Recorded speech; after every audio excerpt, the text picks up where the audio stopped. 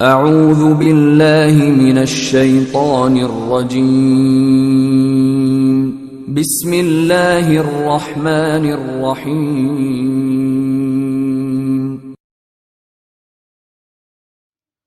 ابو ذر ایک جوڑا پہنے ہوئے تھے اور ان کا غلام بھی جوڑا پہنے ہوئے تھا۔ سبب دریافت کیا گیا تو کہنے لگے کہ میں نے ایک شخص یعنی غلام کو برا بھلا کہا تھا اور اس کی ماں کی غیرت دلائی یعنی گالی دی، تو رسول اللہ صلی اللہ علیہ وسلم نے یہ معلوم کر کے مجھ سے فرمایا، اے ابو ذر، تو نے اسے ماں کے نام سے غیرت دلائی ہے، بے شک تجھ میں ابھی کچھ زمانہ جاہلیت کا اثر باقی ہے۔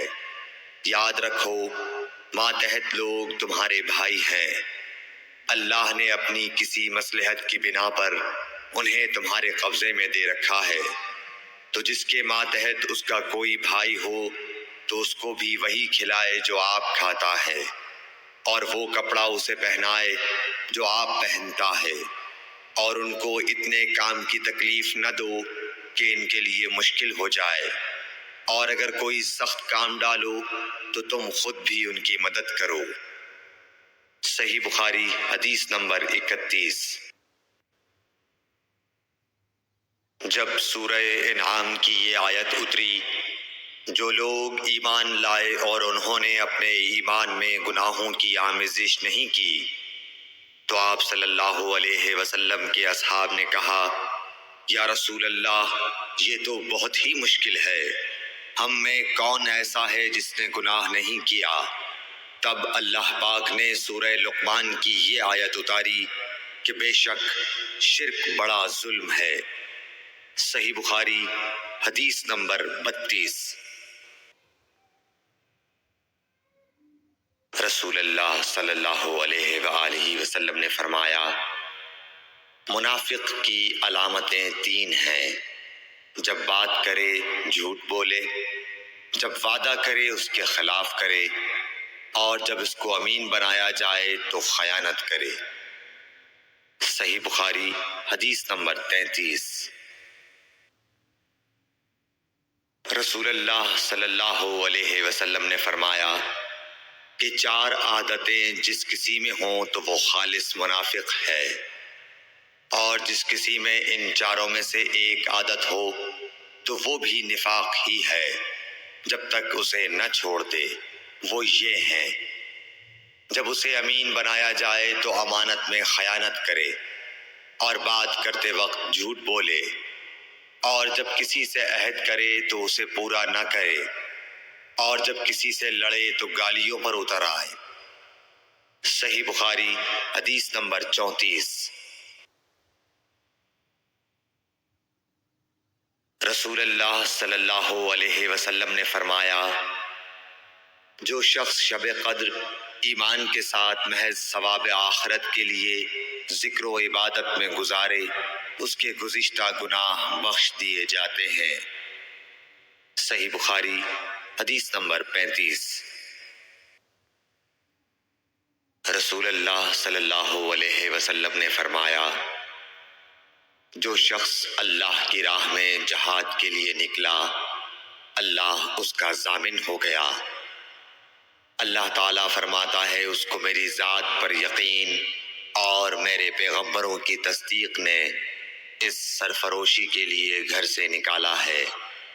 میں اس بات کا ضامن ہوں کہ یا تو اس کو واپس کر دوں ثواب اور مال غنیمت کے ساتھ، یا شہید ہونے کے بعد جنت میں داخل کر دوں۔ رسول اللہ صلی اللہ علیہ وسلم نے فرمایا، اور اگر میں اپنی امت پر اس کام کو دشوار نہ سمجھتا تو لشکر کا ساتھ نہ چھوڑتا، اور میری خواہش ہے کہ اللہ کی راہ میں مارا جاؤں، پھر زندہ کیا جاؤں، پھر مارا جاؤں، پھر زندہ کیا جاؤں، پھر مارا جاؤں۔ صحیح بخاری حدیث نمبر 36۔ حضرت صلی اللہ علیہ وسلم نے فرمایا، جو کوئی رمضان میں راتوں کو ایمان رکھ کر اور ثواب کے لیے عبادت کرے، اس کے اگلے گناہ بخش دیے جاتے ہیں۔ صحیح بخاری حدیث نمبر 37۔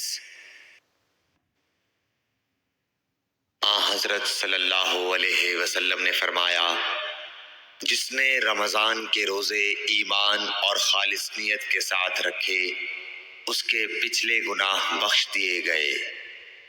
صحیح بخاری حدیث نمبر 38۔ حضرت صلی اللہ علیہ وسلم نے فرمایا، بے شک دین آسان ہے، اور جو شخص دین میں سختی اختیار کرے گا تو دین اس پر غالب آ جائے گا اور اس کی سختی نہ چل سکے گی۔ بس اس لیے اپنے عمل میں پختگی اختیار کرو اور جہاں تک ممکن ہو میانہ روی برتو، اور خوش ہو جاؤ کہ اس طرز عمل سے تم کو دارین کے فوائد حاصل ہوں گے، اور صبح اور دوپہر اور شام اور کسی قدر رات میں عبادت سے مدد حاصل کرو۔ نماز 5 وقتہ بھی مراد ہو سکتی ہے کہ پابندی سے ادا کرو۔ صحیح بخاری حدیث نمبر 39۔ رسول اللہ صلی اللہ علیہ وسلم جب مدینہ تشریف لائے تو پہلے اپنی نانہال اترے جو انصار تھے، اور وہاں آپ نے 16 یا 17 ماہ بیت المقدس کی طرف منہ کر کے نماز پڑھی، اور آپ کی خواہش تھی کہ آپ کا قبلہ بیت اللہ کی طرف ہو۔ جب بیت اللہ کی طرف نماز پڑھنے کا حکم ہو گیا تو سب سے پہلی نماز جو آپ نے بیت اللہ کی طرف پڑھی عصر کی نماز تھی۔ وہاں آپ صلی اللہ علیہ وسلم کے ساتھ لوگوں نے بھی نماز پڑھی۔ پھر آپ کے ساتھ نماز پڑھنے والوں سے ایک آدمی نکلا اور اس کا مسجد بنی حارثہ کی طرف گزر ہوا تو وہ لوگ رکوع میں تھے۔ وہ بولا کہ میں اللہ کی گواہی دیتا ہوں کہ میں نے رسول اللہ صلی اللہ علیہ وسلم کے ساتھ مکے کی طرف منہ کر کے نماز پڑھی ہے۔ یہ سن کر وہ لوگ اسی حال میں بیت اللہ کی طرف گھوم گئے، اور جب رسول اللہ صلی اللہ علیہ وسلم بیت المقدس کی طرف منہ کر کے نماز پڑھا کرتے تھے، یہودی اور عیسائی خوش ہوتے تھے، مگر جب آپ نے بیت اللہ کی طرف منہ پھیر لیا تو انہیں یہ امر ناگوار ہوا۔ زہیر ایک راوی کہتے ہیں کہ ہم سے ابو اسحاق نے برا سے یہ حدیث بھی نقل کی ہے کہ قبلہ کی تبدیلی سے پہلے کچھ مسلمان انتقال کر چکے تھے، تو ہمیں یہ معلوم نہ ہو سکا کہ ان کی نمازوں کے بارے میں کیا کہیں۔ تب اللہ نے یہ آیت نازل کی، وَمَا كَانَ اللَّهُ لِيُضِيعَ إِيمَانَكُمْ، سورہ بقرہ آیت نمبر 143۔ صحیح بخاری حدیث نمبر 40۔